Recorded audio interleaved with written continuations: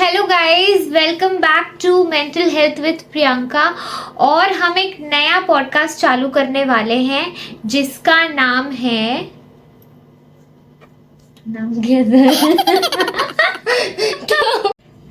तो इतना हंसोगी ना तो फिर ये भूत का चैनल नहीं, ये भूत का पॉडकास्ट नहीं, क्या लगेगा पता है? कॉमेडी शो लगेगा। इतना हंसो मत। तो मैंने तो इसको बोल दिया क्योंकि हम बहुत ज़्यादा हंस रहे थे, क्योंकि हम लोग को समझ नहीं आ रहा था कि चैनल का नाम पॉडकास्ट का नाम क्या रखे। तो पॉडकास्ट का नाम क्या है? The super natural energy.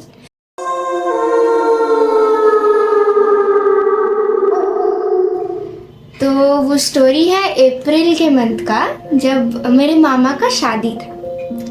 तो शादी हो चुका था हम लोग के गांव में ना। एक नाटक बोलते हैं उसको, वो हो रहा था उस ड्रामा, मतलब जैसे वो होता है ना थिएटर्स, वैसा टाइप का। वैसा ही था। तो दीदी क्या है कि वो अकेले ना, उसको उतना डर तो लगता था, पर उतना उसको नॉलेज नहीं था कि गांव में कहाँ पे भूत होता है। दीदी मतलब मैं? हाँ नेगेटिव एनर्जी होता है, तो उसको उतना नहीं पता था।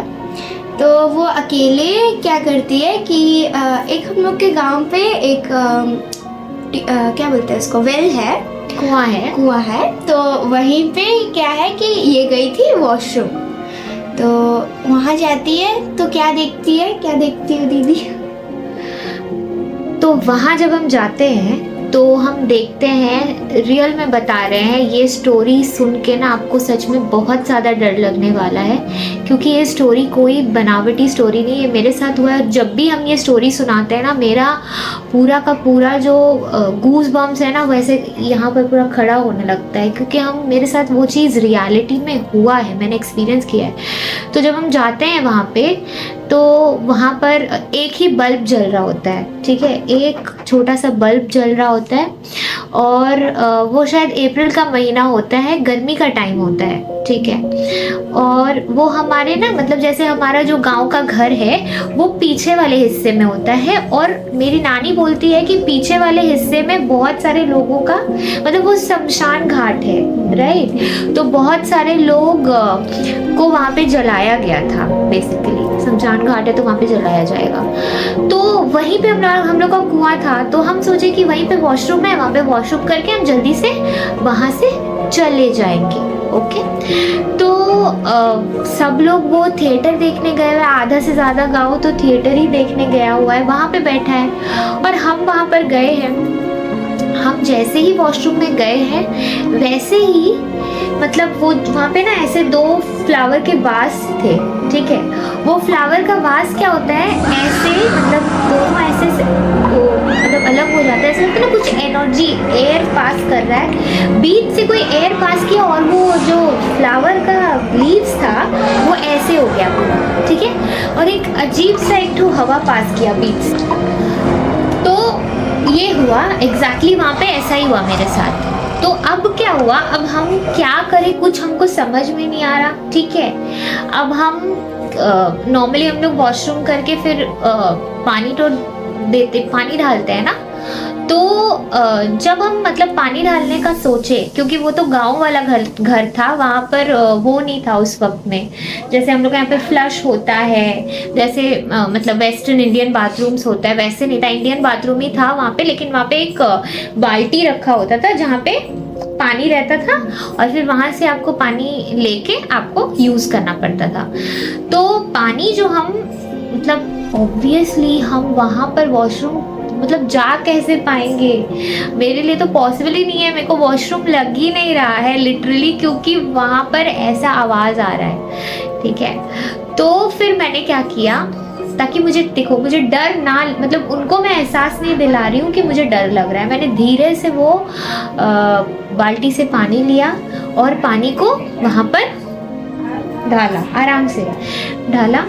वो छम का आवाज अब भी मेरे इर्द गिर्द घूम रहा है, अब भी वो मेरे इर्द गिर्द घूम रहा है, और मुझे डर बहुत ज्यादा लग रहा है, ठीक है। तो मैंने क्या किया, जल्दी से वो बाल्टी में मतलब वो रखा, मग रखा, रख के अब मैं वापस आ रही हूँ। ठीक है, अब जो मैं वापस आ रही हूँ तो मुझे पता है कि मुझे लाइट के तरफ जाना है। ठीक है, अगर मैं अंधेरे साइड से वापस आऊंगी तो वो डेंजरस हो सकता है मेरे लिए, इसलिए मैंने सोचा कि मैं लाइट की तरफ से आऊंगी, एटलीस्ट जहाँ पर मून का रोशनी गिर रहा है, क्योंकि वो रात का कितना बज गया था पता है, उस टाइम 12:30 या 1 बज रहा होगा रात का।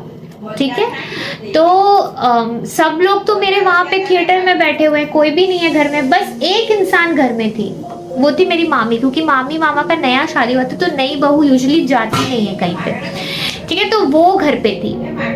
अब मेरे दिमाग में एक ही चीज है कि मुझे दौड़ के कैसे भी मामी के रूम में पहुंचना है। ठीक है, लेकिन मैं दौड़ नहीं रही हूँ। This is the plus point guys, मैं आपको बता रही हूँ, अगर कभी भी ऐसा कुछ भी हो, भागना नहीं है आपको। ठीक है, तो अब क्या हुआ कि अब मैं उस रास्ते से जा रही हूँ, अब मैं उस रास्ते से गई और वहां पे इतना बड़ा एक वो था मतलब रैक टाइप का था, उसके ऊपर से चढ़ के आपको जाना होगा रूम में। सीढ़ी की तरफ से तो मैं जा ही नहीं रही हूँ क्योंकि वहां पर अंधेरा है। ठीक है, तो मैं इस तरफ से जा रही हूँ, गार्डन की तरफ से।